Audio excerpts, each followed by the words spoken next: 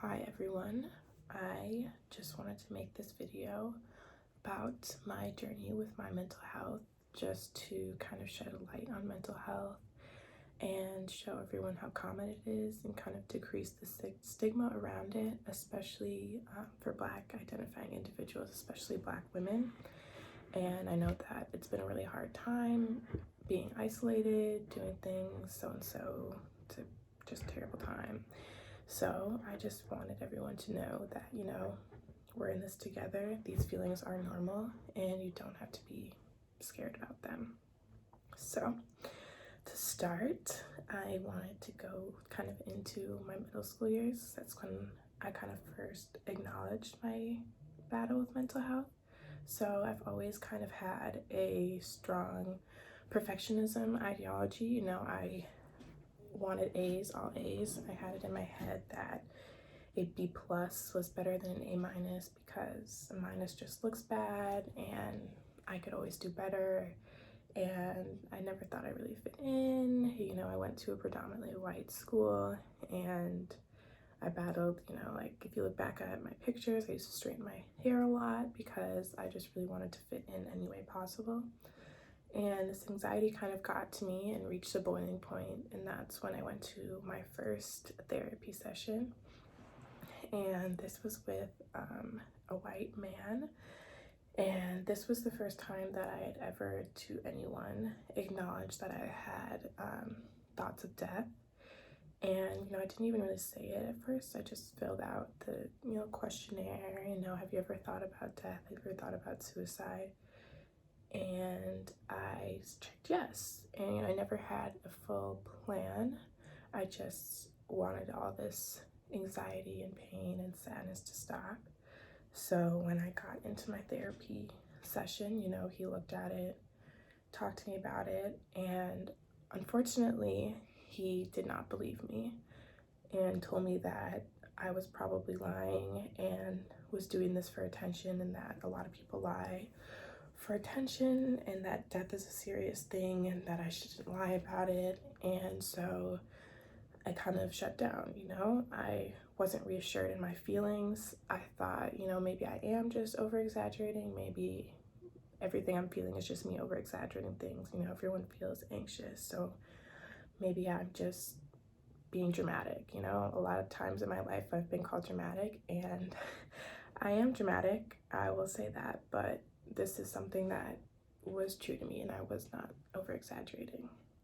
So kind of go forward into high school. That was my 9th grade year. I still, I only went to him one time, maybe twice. I was never diagnosed with anything. So I kind of shut down again. And my junior year of high school, it was really, really tough. I was going through ACT tutoring, looking at colleges, trying to figure all of that out.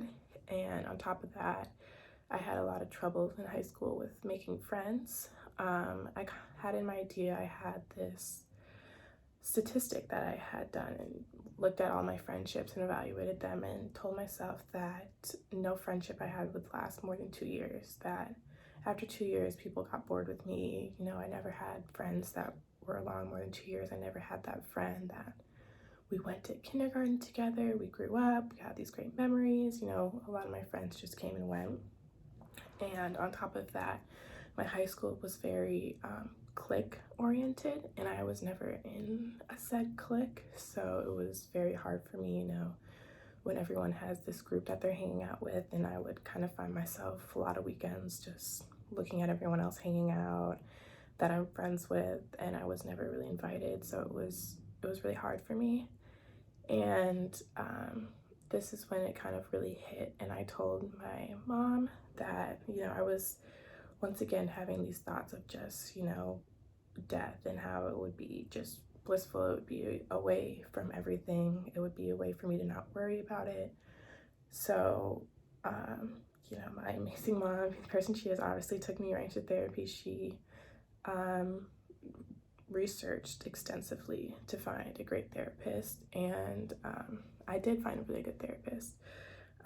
She was a white woman, so a little more, excuse me, I have a runny nose. a little more connection to me being a woman. And so, you know, obviously still white because I do live in Minnesota, so finding a therapist of color is very hard.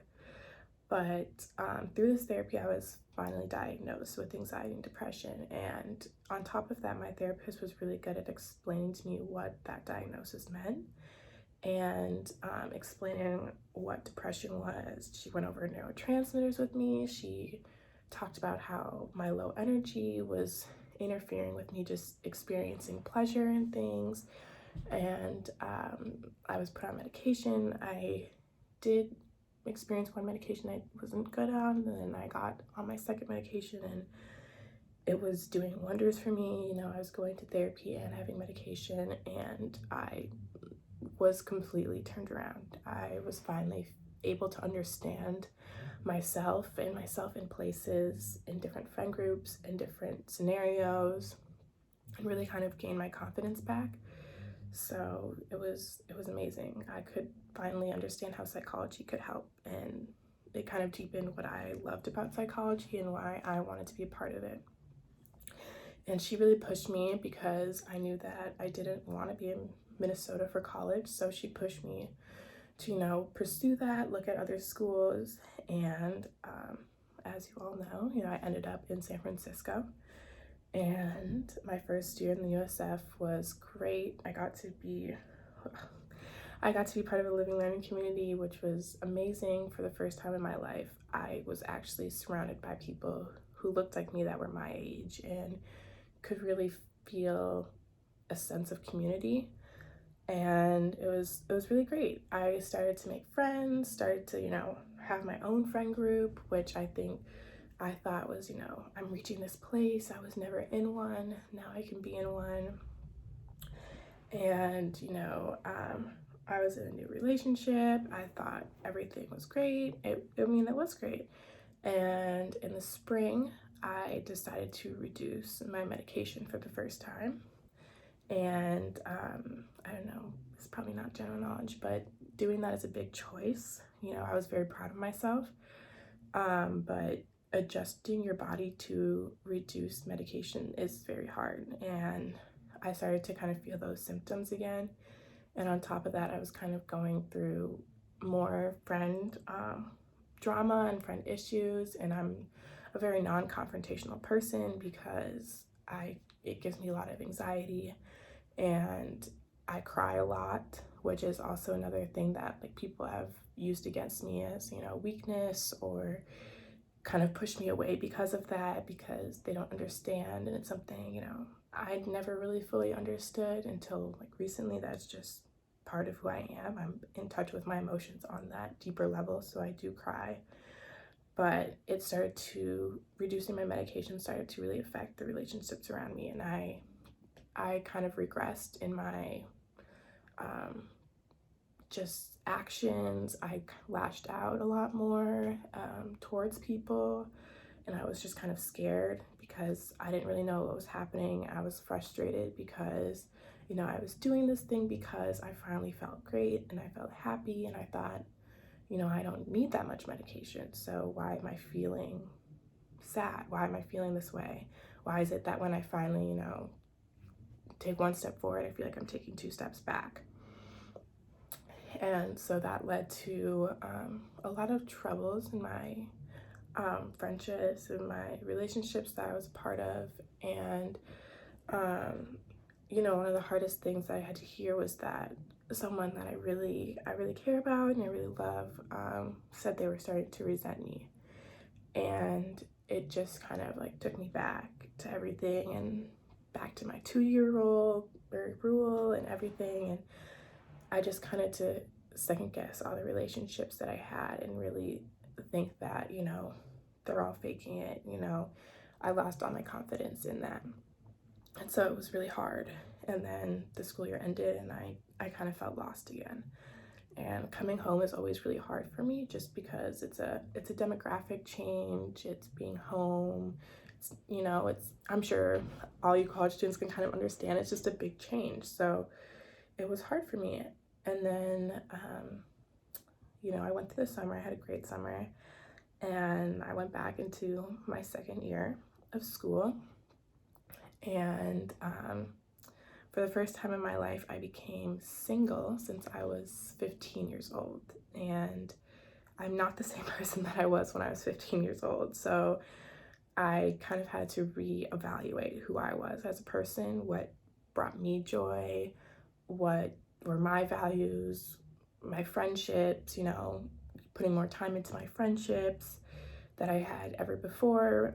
And I kind of lost myself. And it was really hard because I'm not good at change. And it was just a really big change. I was around a lot of triggering situations. I kind of lived in a triggering situation, and I had to identify my triggers and kind of compensate them. And I had to kind of open up to my friends, which I'm really hard at because, I see them when I cry or when I tell them about my mental health. I don't want them to see me as weak. So it was really, really hard for me fall of my sophomore year to kind of do that. And it reached a point where I needed to go to therapy again. I needed to have another readjustment. And that was a really big struggle, just finding a therapist. For the first time, I wanted to be kind of in charge of finding my therapist. And I really, really wanted someone who looked like me. And it was still a struggle. Finding a Black female psychologist is a struggle.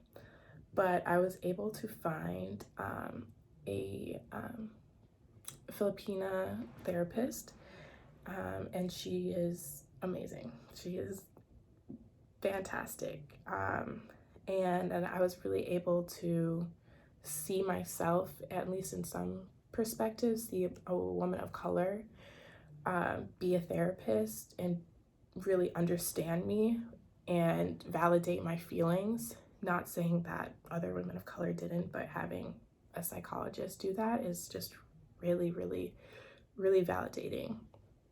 And I was able to talk through everything I was going through.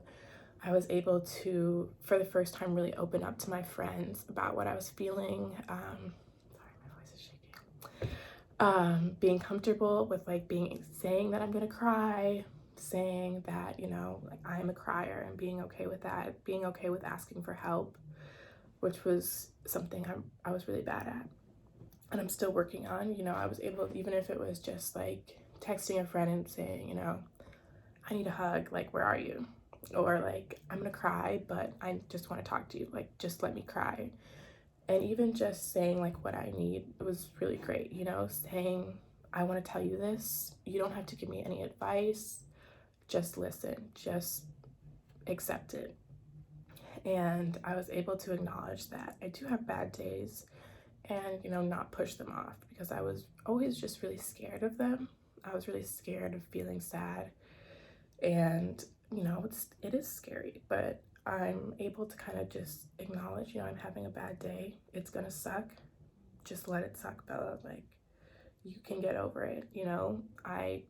Fall of my sophomore year was really hard, and I thought, this is, maybe I won't, maybe this is too much, but I was able to really, really push myself with the help of my therapist and my motherfucking ride or dies. I don't want to name any names here because I think that everyone is going through their own things, and I don't want to put any blame on anyone because I wouldn't want that for myself.